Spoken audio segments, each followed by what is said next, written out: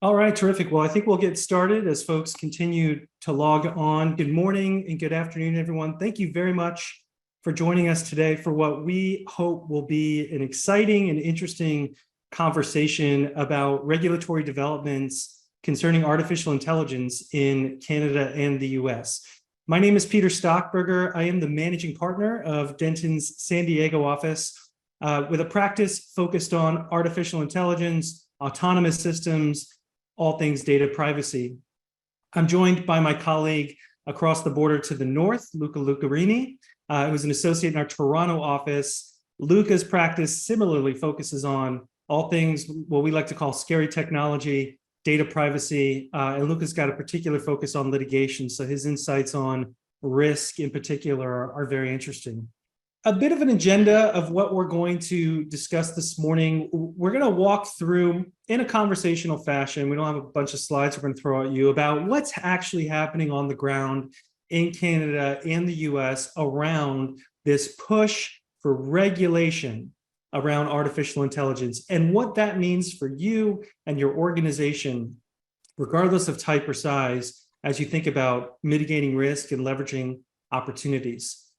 I think it's safe to say that everyone on this webinar is well aware that we are in sort of an artificial intelligence revolution at the moment. And it's an interesting moment to be in because AI really isn't a new technology. It's been around for years. If you do any type of legal research or use any type of application, there's some level of artificial intelligence that's been running in the background of our lives for decades now. What is new, however, is this new generation of AI called generative AI. This type of AI that can mimic human capabilities, process large volumes of data, and provide inputs and generate content that previously was untapped. And that new wave of AI is creating new business opportunities, new efficiency opportunities, driving a lot of investment, and it's also got the eye of regulators. And we are seeing a real global conversation happening at the moment, not just in Canada and the US, but in Europe, in Japan, and Australia, about what is the proper way forward. How do you regulate a technology that by its definition will outpace human capability for oversight? How do you adopt a regulatory framework that can govern something that will ultimately be self-governing? The word autonomous means self-governing in Greek. So it's a real challenge that regulators are wrestling with. And Luca and I are going to unpack what that looks like on the Canadian side and on the US side and provide you with some key takeaways for your organization and to think about mitigating risk and leveraging those opportunities as you move forward. Luca, before we jump into the conversation, I'm just going to do a quick level set on terminology, because anytime you have a discussion around AI, it's important just to get some of the catchphrases out of the way. When we refer to AI, we're generally referring, and this definition varies across jurisdictions, across organizations. Everyone's defining AI similarly, but a little different. But generally, it's technology that can produce data, produce information, produce outputs that augments human intelligence, that can add to, create content, that can generate intelligence. And there are different subsets of artificial intelligence. The age that we're in right now, a lot of folks refer it to as narrow artificial intelligence. That is, we have tools that can go out and perform tasks based on inputs, but the artificial intelligence can't yet engage in rational thought or emotional thought or provide options based on what human beings would normally weigh in terms of ethics and judgment. There are different subsets of AI that are currently in development. We have what's known as machine learning, which is a subset of AI in which computer programs can use certain methods to detect relationships and patterns in data. We have deep learning, which is a type of machine learning that's generally based on creating neural networks amongst computers to try to almost mimic the human brain and how it operates, to have multi-levels of processing. And then the other buzzword that we're going to be tossing around is generative AI. And that's really the set of new tools that have hit the marketplace that have all the regulators' attention. And these are the tools like ChatGPT, Microsoft's Bing, and other variations of that tool. Microsoft has a number of productivity tools now out. Your organization is likely looking at using these tools. Your employees are using these tools because these tools are pretty remarkable in their ability to generate content, images, text, video, mimic voices. This technology offers a lot of promise. It also, like any new technology, offers a lot of potential peril if the regulatory framework is not done correctly. And Luca, that's where I sort of want to pick up and jump into this cross-border conversation about what's happening in our jurisdictions. And we're going to start with the Canadian side, and then we'll move south to the US. But Luca, as we think about AI in Canada and what the regulators are thinking about, and before we dive into any of the specific regulatory proposals on the table, I'm hoping we could perhaps start with an overview of what is the general approach at this point in Canada from both the federal government level and then, of course, the provincial level, which is always the monkey wrench, as I understand it, in Canadian law. Thanks, Peter. That's you've got that exactly right, and I think it's something that our two countries share. So I would characterize the way that the Canadian kind of regulatory framework is emerging here is about kind of fitting in with what's happening internationally. So we're really seeing Canadian governments and regulators taking their cues from what's happening around the world. And as Peter mentioned, this isn't something that the US and Canada are doing in isolation. There's kind of a consolidated, uniform move towards the regulation of AI, and everyone's kind of moving in the same direction with some nuance in terms of the specific approach. So what we see in Canada is a concern about fitting in with that general trajectory. Now, and this is indicated by the federal government, and we'll come to the specific legislation that the federal government proposes to enact with respect to the regulation of AI. And in a companion document that they released in the spring, they indicated that they're really looking to take a risk-based approach in the same way that is reflected in the EU AI Act, the OECD AI principles, and the NIST risk management framework. So those are all the kind of emerging standards, guidelines that we're seeing around the world. And Canada has indicated that it wants to fit in. And it's identified interoperability as a key concern. It wants to play nice with other jurisdictions. It wants to make sure that when companies who have interactions with other jurisdictions or whose operations may span multiple jurisdictions, that they're not representing an outlier in terms of how they're regulated. In terms of kind of the risk that's been identified and what the kind of mischief is that Canadian regulators and governments are trying to mitigate, there's really kind of a twofold mischief that they've kind of identified as a priority. The first is about the kind of risks of harms to individuals. So we're talking about risks to health and safety, physical harm, as well as human rights harm. And specifically that reflects decisions about individuals. There's really a concern emerging that AI technologies can be used to facilitate decisions that can have these kinds of harmful impacts on individuals. And there's obviously a particular concern when we're talking about the potential use of systems without a human involved whatsoever. So that's kind of one of the big issues here, and a kind of subset to what we're seeing identified as a priority are issues of bias, right? So there's a concern growing about the kind of assumptions that are built into machine learning models, bias, especially with respect to gender, race, etc., and how the potential biases inherent in a particular model may impact those decisions that we were talking about a moment ago. So that's what we're seeing expressed as the kind of main things that the governments and regulators are concerned about regulating.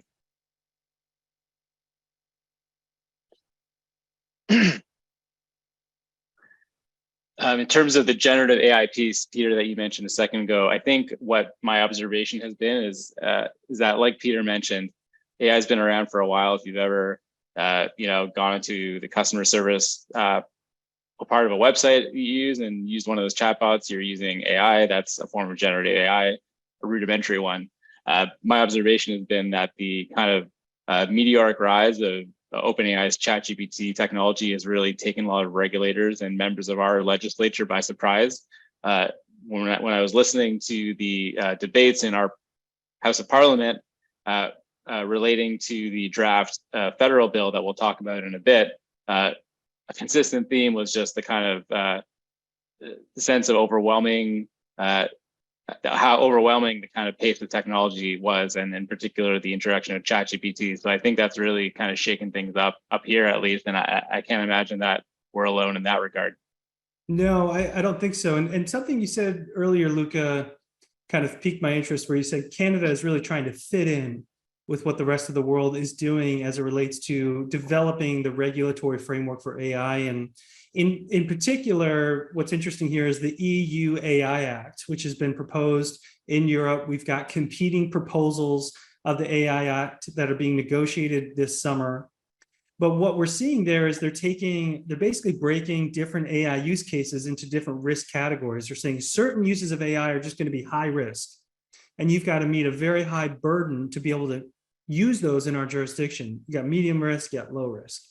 And within that framework, they're also proposing these transparency requirements that if you are going to be using a generative AI tool, you have to be able to explain how the tool reached its decision. And we saw OpenAI's CEO make a statement about, we'll have to see what the final approach is, but there are certain technical limitations to some of these tools. For Canada, when you mentioned they're trying to fit in the rest of the world, the US is not really going down this ranked approach. They're more going down of saying, be responsible, be transparent. Do you see Canada in the end really liking the ranking approach? Or because interoperability is a real challenge here, if you go to the ranking approach, you may be out of step with the US or some other jurisdictions. Where do you see, based on watching those parliamentary discussions, which sound riveting to hear lawmakers ask what AI is, where do you see the Canadian Parliament and then the provincial systems go? Maybe this leads into more of the specific proposals that are on the books right now. Sure. So let's talk about the federal legislation, because it's really in Canada the big enchilada here. There have been a few moves at the provincial level to regulate kind of confined uses of AI and specifically automated decision making. Most notably in Quebec, which has a law that's on the books and comes into effect with provisions relating to AI coming into effect in September of this year. But it is a bit narrow in the sense that it only deals specifically with automated decision making in certain contexts that involve the use of personal information. So right now, the kind of main event in Canada from a regulatory perspective is the federal legislation, which is called the ADA, Artificial Intelligence Data Act.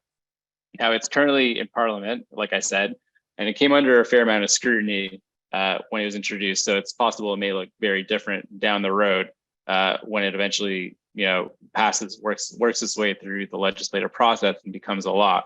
However, to your question, Peter, as is often the case, Canadians are kind of taking a middle ground approach. So it's based on that risk approach that we have in the EU, where we're saying, okay, the threshold question here is this particular system risky? And in Canada, the proposed definition is something called a high impact system. So what the legislation will purport to regulate will be so-called high impact systems. It's not the kind of tiered approach that we're seeing in the EU, where you've got your ranking. If it's like really high impact and really scary, then you can't use it at all. And then your obligations kind of flow down from there. You're either in or out of the legislation based on whether the system is quote unquote high impact. Now, one issue that the legislation has come under a lot of criticism about is that it's kind of left a lot of the meat on it to future regulations.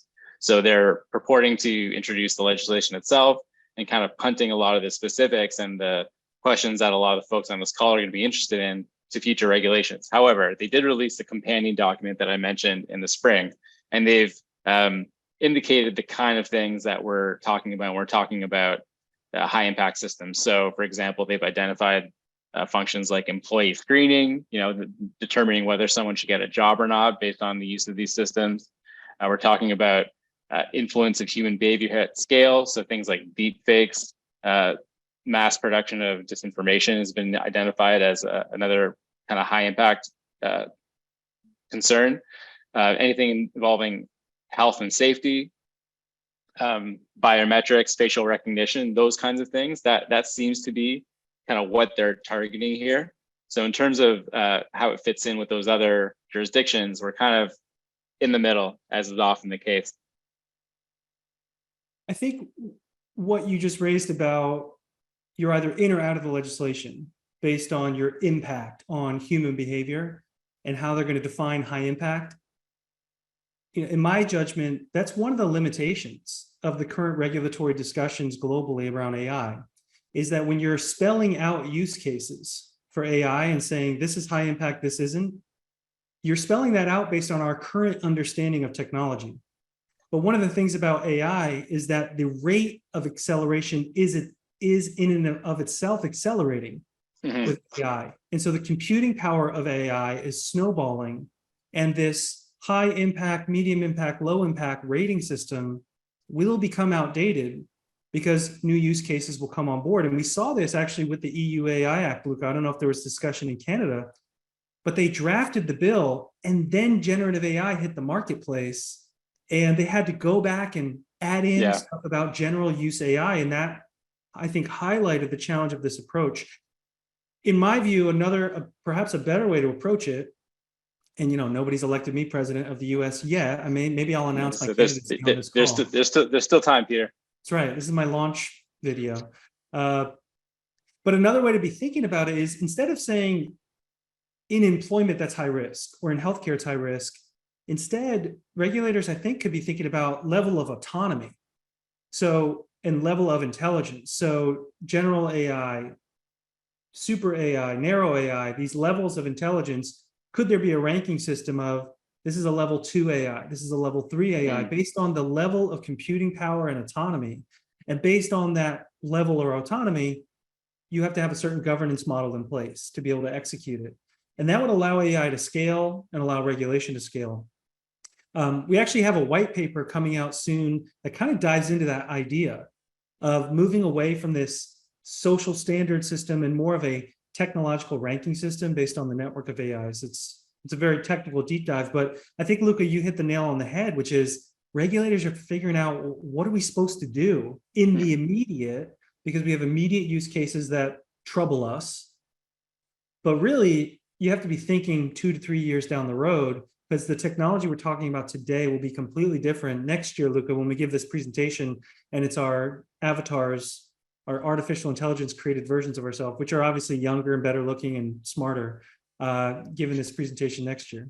Luca, I wanted to jump to another point from a Canadian standpoint and just kind of understand what's the current risk around the use of AI right now. It sounds like we've got some proposals at the federal level. The provincial level is always a wild card in Canada. Yeah. If you are a company leveraging AI to develop products, deliver services, do employment work in Canada, what's the current risk from a regulatory standpoint? And you're a litigator, are you seeing litigation risks start to bubble up in your jurisdiction? Yeah, so like I said, we're in a pretty nascent stage at the moment. And so if you really want to look at, if you're rolling out these systems right now, the kind of big thing on the horizon is the Quebec legislation. So I had kind of hinted at this earlier, but I'll give it a little more flesh. Quebec overhauled its privacy regime over the last couple of years, and most of the provisions are coming into effect in September of this year. The big one, like I had mentioned, relates to the use of personal information in so-called automated decision-making. And so that, I think, will safely encompass, algorithmic processing and machine learning, predictive analytics, et cetera. And what the legislation says is that where automated decision-making, which I'll call ADM, is used to make an exclusive decision, so without the involvement of a human, certain requirements are triggered, and those involve notice about what PI is used, what the quote-unquote principal factors and parameters are that led to the decision, and giving the individual a right to have any personal information used in the process corrected. Now, I think we're going to talk quite a bit, towards the end of this presentation about the difficulty of understanding the reasons and principal factors or parameters that are used in a machine learning or algorithmic processing function. But suffice to say that that's what the legislation says you need to do. You need to actually understand kind of how it works under the hood and be prepared to explain that to people. And so the risk here is, I think the most imminent one is, if you're doing business in Quebec, you have to be prepared to comply with these provisions in just under 2 months. From a risk perspective, the Quebec regulator, the CAI, is empowered to impose administrative monetary penalties amounting to 10 million or up to 2% of gross worldwide turnover. So these are hefty fines, and we expect, given the kind of growing concern about the deployment of these systems, that the CAI is going to take an interest in using its enforcement powers in this particular field. In terms of regulatory risk, that's the big one that we're seeing kind of imminently. Like I said, ADA would essentially empower one of the ministries of Canada's federal government to essentially act as the regulatory body. We expect the passage of this to take some time. It's still working its way through Parliament. And by the time it's passed, there's going to be a grace period to get up to speed. So we don't anticipate a lot of regulatory scrutiny until 2025. There's also a federal privacy bill that we haven't spent a lot of time on. It's also working its way through Parliament, and it would include kind of similar rules around ADM as the Quebec Act does. We anticipate that that's going to come online a bit sooner than ADA. It's in committee right now, which is the kind of final stage before it gets reintroduced back to the House for final passage. And so our hope and anticipation is going to be passed within the next year or so. But again, there's going to be a grace period about provisions actually coming into effect and enforcement. From the litigation side, on the Canadian front, there hasn't been a ton that I'm seeing. However, we are seeing a lot of high-profile class action litigation all over the place, especially in the United States. Much of which is directed towards OpenAI. So it's kind of hard to keep track of the number of lawsuits that are emerging, but those kind of relate to a lot of the training data used by OpenAI. So we can kind of park that for a moment, maybe come back to it. But in terms of your Canadian regulatory risk, those are the kind of big things you need to watch out for in the next year or so. Luca, we do have a question for you. It's a bit of a civil procedure question to put you on the spot in your knowledge of Canadian government authority. Question is, under the Canadian Constitution, specifically Articles 90 and 91 of the Constitution Act of 1867, who has the legislative power to regulate AI? And is there an overlap between some of those regulatory authorities? That's a very good question, and I appreciate the full citation for our Constitution. So this is actually a really good question, and ADA is essentially limited to the activity of persons involved in the design development of systems that are involved in international and interprovincial trade and commerce. And the reason it's framed like that is because the federal government's jurisdiction is limited to that scope of commerce. It's the same reason that our provincial privacy legislation, TIPIDA, is limited to the use of personal information in the course of commercial activity. This is the way that the federal government is empowered to regulate things like artificial intelligence and the use of personal information, is through the invoking of their power over commercial transactions and commercial activities that are interprovincial in nature. Query whether the kind of overarching power for provinces to otherwise regulate economic matters in their provinces should apply here. But in any event, I think the federal government has framed this in a way to insulate itself from constitutional challenges by restricting it to commercial activity. Now, the downside to this, from someone who, not myself, but from the perspective of someone who thinks that this should be broader legislation, means that ADA is going to be limited to the activities of private actors, right? It's kind of limited to private economic actors in the private sector. It's not set up to deal with systemic issues. It's not set up to deal with the use of artificial intelligence in the public sector currently. So the fact that they've had to kind of shoehorn it through that commercial activity part of our Constitution means it's actually limited in scope. But those are the joys of the federal system in which we operate. Well, Luca, I think with that snapshot into Canada, why don't we switch gears and look at what's happening in the US, and then we can wrap up with where we see this actually, where the rubber meets the road internally for organizations. I think from a US perspective, Luca, you raised it earlier, the US is sort of taking a different approach than the rest of the world, and I'll give a bit of a background on that. In the US, the regulation of AI actually really started back during the Obama administration, not with regulation per se, but we had the development of our first national strategy around AI with some reports coming out of the White House. The Trump administration continued that trend with some executive orders around prioritizing AI and making the US a leader. But obviously where we've seen the most activity is under this current administration at the federal level. So I'll break this up between federal developments and state developments, because similar to Canada, that's where all the, the nuance is between those two overlaps. At the federal level, what we're seeing right now is we're seeing a couple of pushes. We've got the push from the executive branch, the White House and all the related federal agencies. We've got congressional efforts, and we also have litigation in the courts that are trying to move the needle on certain issues.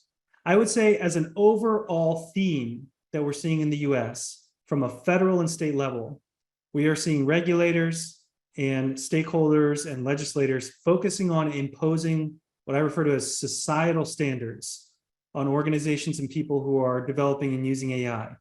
That is telling people, hey, you need to be responsible. You need to be transparent. You need to be fair. You need to not engage in discrimination. You need to be privacy focused. And by the way, don't hurt people or property. These are societal expectations we're putting on organizations and people as they use new technology. We are not yet in the US developing technical standards to develop, what's the baseline expectation for AI. And when I refer to technical standards really serve as the baseline for a lot of how society interacts with technology.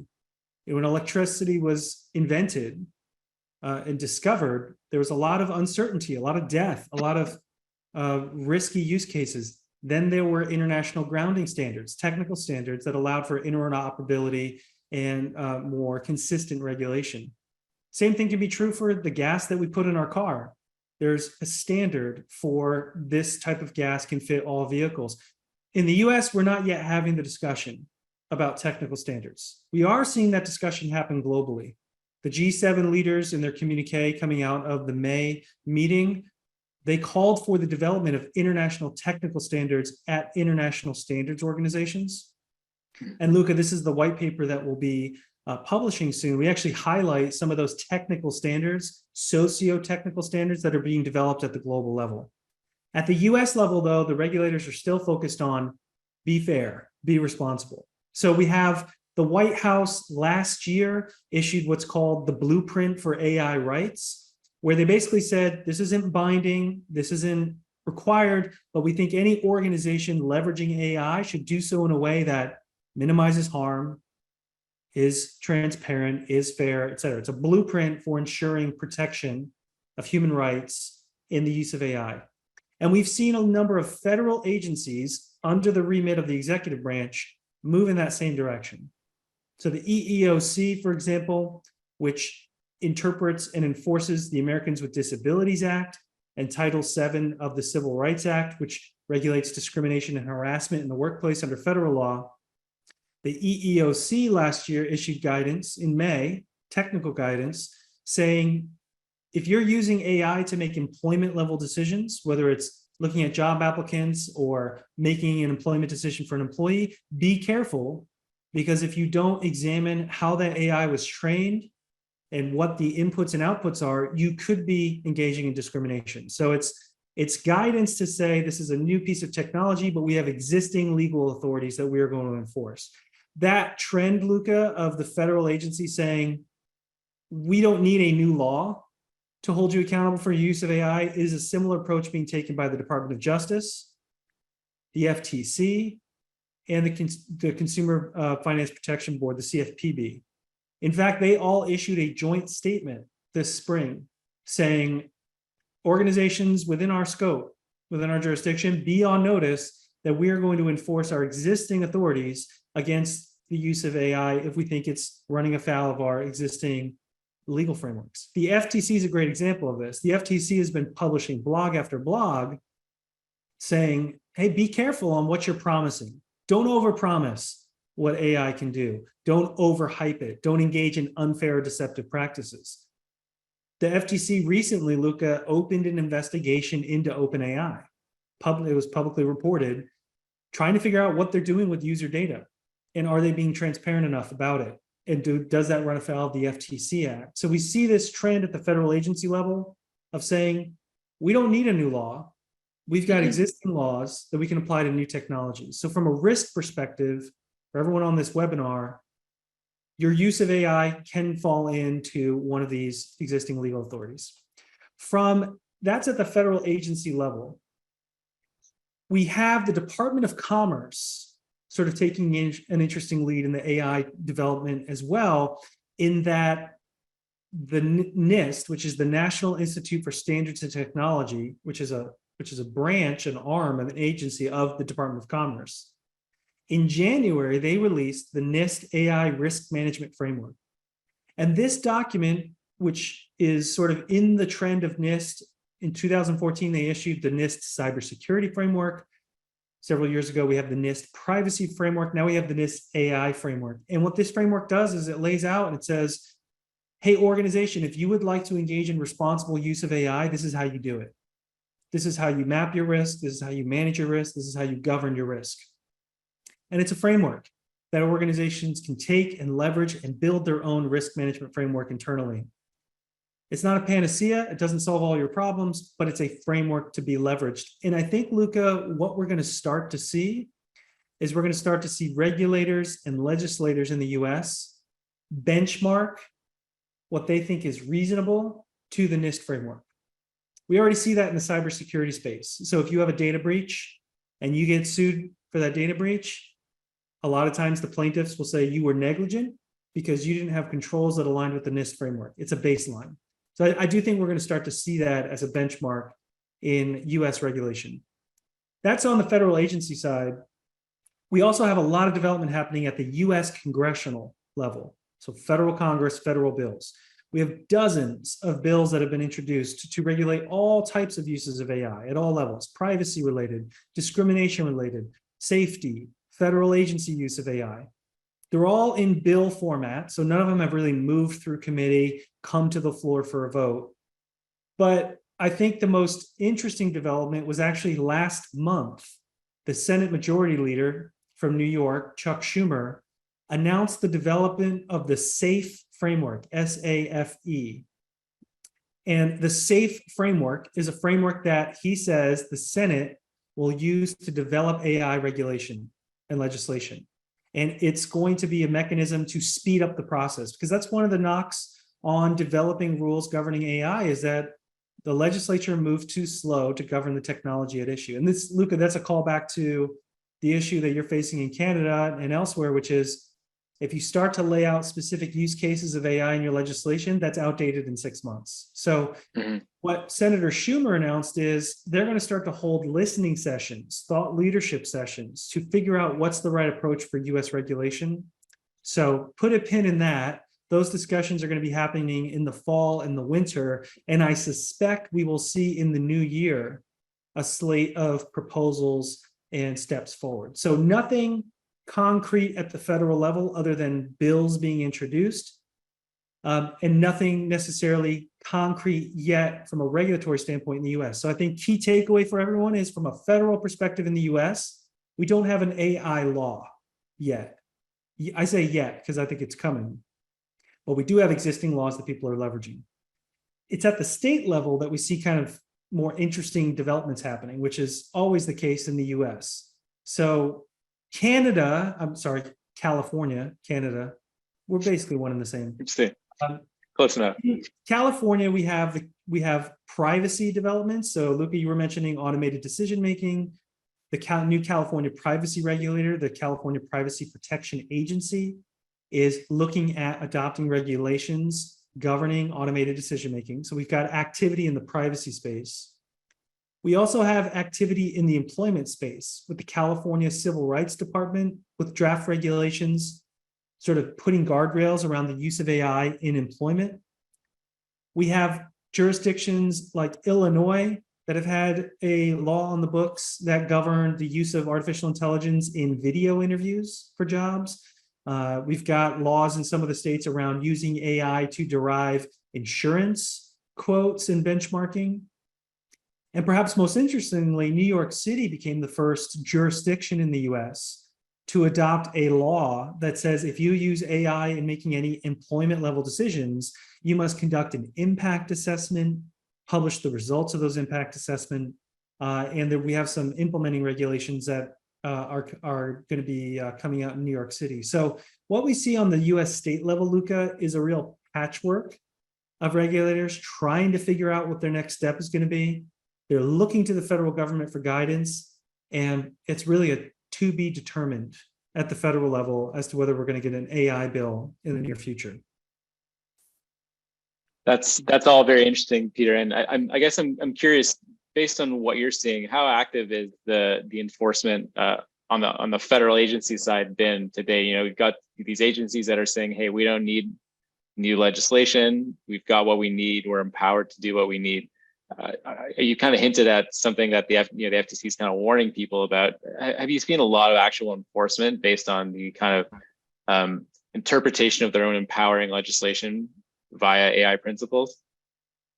I think where we've seen the most activity is at the FTC level in the US. And the FTC has actually been addressing artificial intelligence and algorithms for quite some time in a number of their decisions in holding companies accountable for privacy or security compliance. And what we've seen the FTC do, and I think this is a real interesting hammer that the regulators are seeming to start to wield, is in their consent decree orders. So when the FTC decides, look, we've reached a resolution with this company and we're going to lay out what they have to do to comply with the law, they are starting to tell companies, you have to disgorge your algorithm. Get rid of it. It was actually built on faulty data or built on data that was acquired in violation of the law. You didn't comply with the privacy rules or security rules. You have to actually disgorge it. The disgorgement of data is a very serious consequence for a lot of organizations. There's always the monetary penalty, but it's the power to issue this sort of injunctive order to disgorge data and get rid of algorithms that, to me, is, you know, a real place to watch around the FTC. So if you're thinking about what your risk is internally as an organization, you always have to identify, well, we have monetary risk. We may have to pay a regulatory penalty, or we may have a plaintiff's lawyer come and sue us and we've got to pay out damages. But it's this increasing non-monetary risk, which is operational risk, that I think we're starting to see occur more frequently. The EEOC also, Luca, you know, it's not public as to their investigations, and we wouldn't know the result of an investigation unless they announced. But I've heard the chair of the EEOC speak, and this is a priority item because we are seeing just a real proliferation of these tools that make employment decision-making more efficient. There was a recent report that said nearly 70% of Fortune 500 companies are using AI in the employment space.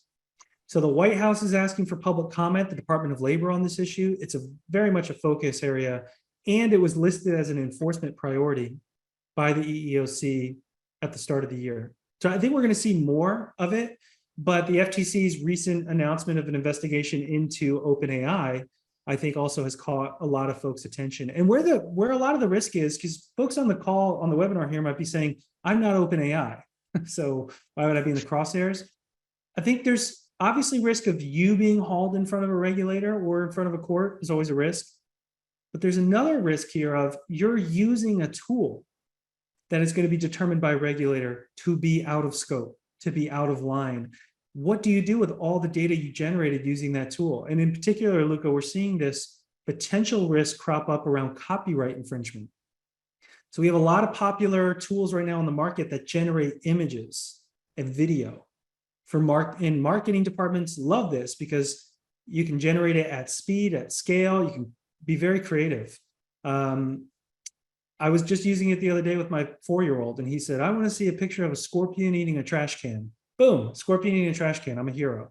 But the challenge of it from a legal perspective is that there's a current class action against a lot of these providers, alleging that when they create an image, and this is the allegation, not saying this is what's ultimately going to be the law, but when they're creating the image, they're actually not creating a new image, but they're pulling from millions, potentially billions of images to create the image. So it's a piece of copyright.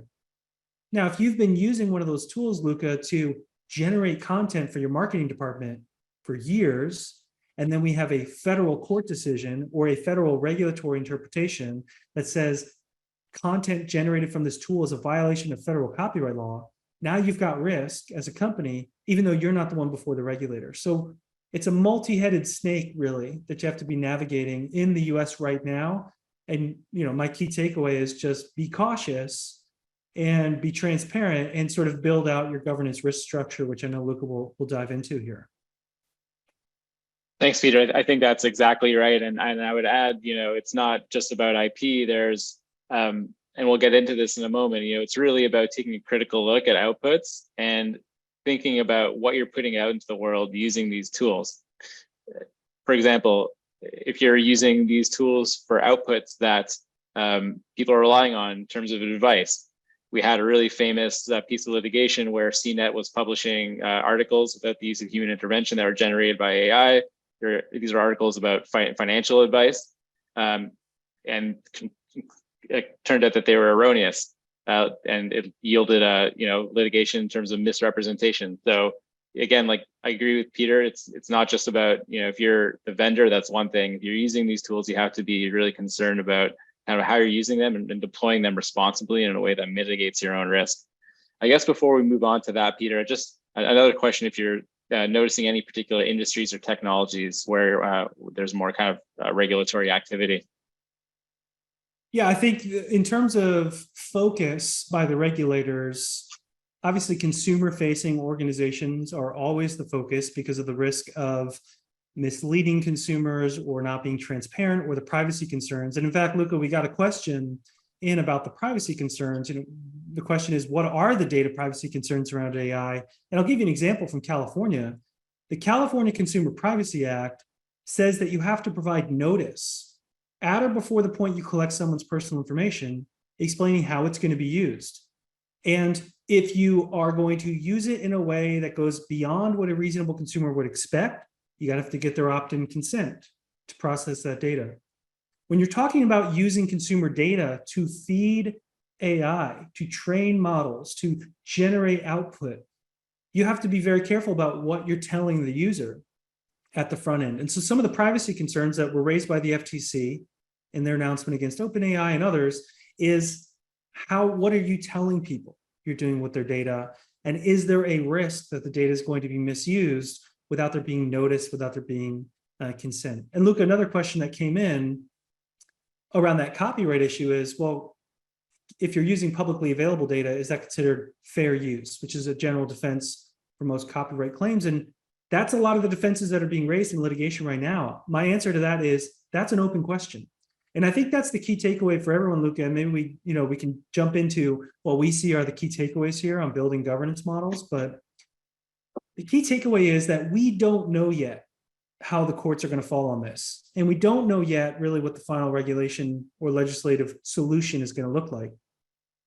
So as you're thinking about using either a homegrown AI tool that you've built yourself or one that you're leveraging a vendor, an OpenAI, a Microsoft, any of those that are out there on the market, how are you doing so in a way that mitigates the risk to the organization? Because we're in this gray area of the law right now and these sort of unknowns. And Luca, I'll give my 2 cents on sort of how, the way I'm thinking about it, and I'd love to hear how you're addressing it in Canada. But from a US perspective, and this, I think this applies globally, is because regulators are focused on responsible use of AI, as an organization, you really have to build out a governance model that ensures all use of AI, whether you're developing it or you're leveraging it, is responsible. How do you get to that answer? What does it mean to be responsible? Well, what we do is we leverage a lot of frameworks, the NIST framework, the OECD framework that you mentioned, Luca, the White House Bill of Rights. There's a lot of frameworks that outline core principles of responsible use of AI. For example, and I've sort of broken them down into 4 principles, but some people have 8, some people have 7. The first principle is really, it has to be valid, reliable, and robust. So is the AI valid? Are the results valid? There's a lot in the news about generative tools having hallucinogenic results. And we saw an attorney in New York get sanctioned for citing cases that don't exist because they used ChatGPT to generate case law. So as an organization, you're using a tool. Is it valid? Is it reliable? Does it produce reliable results? Principle number 2, Are you being transparent? And what level of transparency is necessary? This is where, Luca, I think at a global level, we're seeing some tension. Because, for example, if the EU AI Act, the final version, has a requirement that you have to disclose how the model was trained and how it came to its decision, that may prevent a lot of tools from being used. And so as an organization, you may say, we're okay on the US side, but using this tool in the European marketplace is too high risk because we can't satisfy this transparency principle, which is now actually a statutory requirement.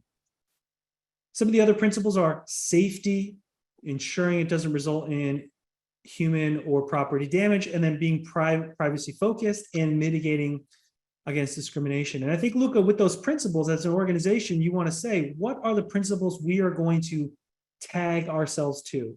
And every use of AI is going to be viewed through those principles. You can then stand up your AI risk committee, your governance committee. You can start to draft and develop policies, acceptable use policies, vendor policies based on those principles. And we see, for example, Microsoft doing this pretty prominently as they sell their AI products. You see them release their responsible AI principles, their AI policy, how they mitigate AI risk. And I think more and more, Luca, organizations are going to be asked, if you're a vendor, more organizations are going to start to ask you, how are you engaging in responsible use of AI? Where's your responsible AI policy? Where are your principles? Where's your one-pager about how you're mitigating the risk through these frameworks? And as companies leveraging AI, I think more and more you're going to be needing to ask that question in saying, do you use AI in the delivery of your service? If so, how did you get comfortable that you're aligning with these principles? How do you align with our principles? And I've heard, and Luca, I'd love to hear your perspective from Canada, but I'll just end with this.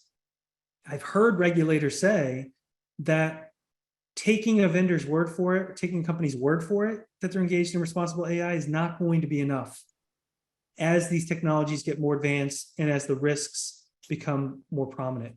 So Luca, that's the way we're thinking about it from a US perspective and helping clients develop governance programs. I'm wondering, is that the way you guys are thinking about it in Canada, or is there a different angle that organizations should be thinking about? No, Peter, I think that's all very well said, and we're taking a similar approach. It's really about that first principles, what you've identified is, what are our responsible uses? We call them the North Star, and I think I would add to what you've said. It's really about, as a starting point, purpose identification, right? It's like, what are we using this technology for? What are we really trying to achieve here? Are we doing it? Are we adopting it because it's going to save us money? Is it a revenue? Is there revenue factors? Is it going to affect the quality of our deliverables, the quality of our outputs? And what's the challenge that we're trying to address with the adoption of this kind of technology? And I think, and I would add to what you set out in terms of what we view as responsible, is really identifying purposes for the deployment of these systems, because I think from there, a consideration of how to manage risk flows effectively. I would say, in addition to what you've mentioned, we kind of, there's a few kind of, like I said, procurement kind of considerations that we need to address. And like you said, it's not going to be sufficient for you just to take the word of a vendor. So we're really working with folks to raise these questions very early on in their negotiation process, and kind of dig into the vendor's technology. We want to understand, for example, what variables are used, what the underlying technology is, what's the code. Is it, supervised learning? Is it unsupervised learning? Is it open source? What are the limitations on the model? What can it do? What can it not do? You want to understand the clarity on the origin, the nature of the data used to train the model, right? Again, this is that privacy piece that is going to become more and more important as time moves on. Is the algorithm audited? So we're trying to build in with folks in their contracting process, all this kind of deep consideration of the technology.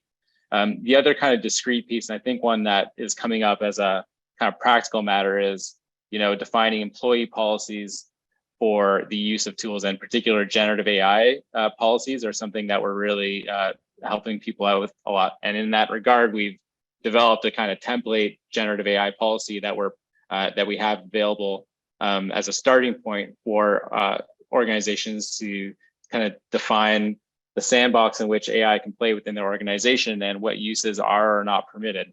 You know, like I said, you can reach out to us and we can make this available for people who are doing, who are operating in Canada. That some of the kind of key highlights are, you know, permitted uses, right? Make a decision about what you're going to allow personnel to use AI versus not. You know, think this through. Requirements for having humans in the loop. You know, we want to place restrictions on the unmediated production of client deliverables or things that are going out in the world without a human subject matter expert involved in the process. Inputs, restrictions on inputs. Like Peter mentioned, you know, we're talking about tools that use training data to improve themselves. So, you know, you want to place boundaries around what it is your personnel can input into a generative AI tool. You know, things like confidential information, once they go into the black box, may very well end up living in the black box and be used to train the model for subsequent outputs.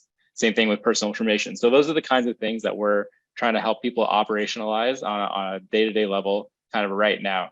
But like you said, Peter, I think it's really about having that North Star and taking a kind of deep critical look at how you're deploying these tools and what the animating values are regarding the deployment of them in light of the evolving regulatory requirements. Yeah, I think, Luca, to that point, a question that came in is sort of practically speaking, who takes the lead on developing this type of governance program within an organization? Is it legal? Is it privacy? And I'll say, from dealing with a lot of clients on this issue, this often gets dumped on the plate of legal and privacy because it's technology adjacent. But the best case scenario, in my opinion, is it's cross-functional, and it has to be. Because in order for you to analyze AI risk, you have to have input from HR, from marketing. What's the business use case? What are the acceptable tolerances from a legal and privacy standpoint? What's the security risk? And ultimately, what's our business strategic vision around the use of AI? And so, to give you an example, in working with a client, it's publicly traded. We've developed an AI governance committee that's made up of legal, privacy, security, HR.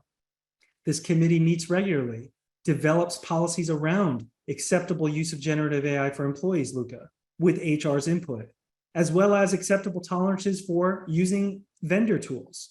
What is our acceptance on the transparency requirements around generative AI tools based on our geographic footprint? And then, most importantly, for this AI governance committee, how do you report this to the board? What is the risk elevation standpoint? It's not just a privacy risk or an employment risk, it's a multi-factor risk. And so elevating it to the board to talk about risk, but also opportunity.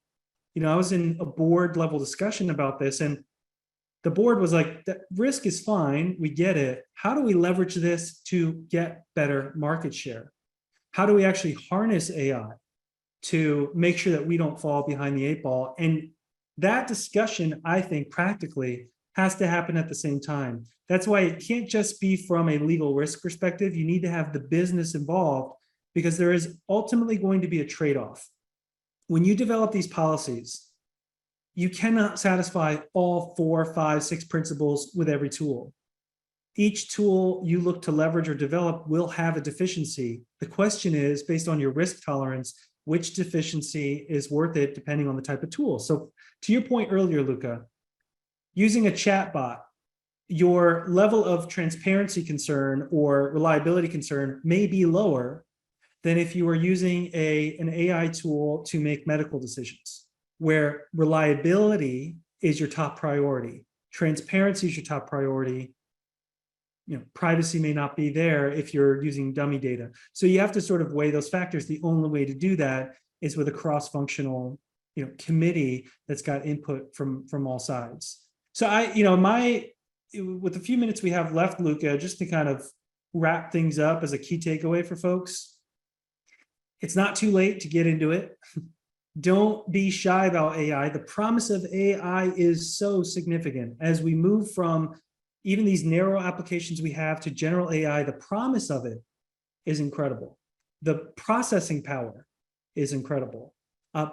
but you've got to have your eye on the ball around risk. And right now we're in an environment where there's no easy answer on what's your risk tolerance around this, but education, at least having a process in place where you can examine potential tools, people are coordinated on the approach, you've got the right contractual procurement processes in place, you're asking the right questions on diligence, you're informing the board and management of risk, and you're demonstrating to your customers, your clients, and other stakeholders that you take it seriously and you understand what the regulatory environment is. I think that's the best place to be in for an organization, and getting situated now is the right time to do it, because as new regulations come on board, you'll be in a position to implement and roll out and not start from scratch. So that's my key takeaway: is it's not too late to start, and don't be intimidated by the headlines. Luca, how about yourself? I think that's exactly right, Peter, and it's well said. And I'll just add to that, this is going to be a process for everyone. This is going to be a space that's evolving rapidly. It's going to have a lot of twists and turns moving forward. And so, like Peter said, it's not about having all the answers right now. It's about having those processes and ways of thinking in place right now, so that as the sophistication of the technology and the level of deployment continues to accelerate, we're well positioned for when those regulatory requirements really start to have some teeth over the next couple of years. So like Peter said, it's not too late to start. You want to get going on this stuff sooner rather than later. So with that, we wanted to thank everybody for joining us for what we hope was an informative discussion. We will be in touch with folks on a deliverable following the webinar, sort of actually spelling out the comparisons that Luke and I talked about what's happening at the regulatory and legislative level. And we will also have the white paper forthcoming soon on the future of global AI governance, and sort of this debate about regulating the network versus the risk-based approach that the EU and others are taking. So lots to still discuss. Thank you very much on behalf of Luca, and we hope you have a great rest of your day.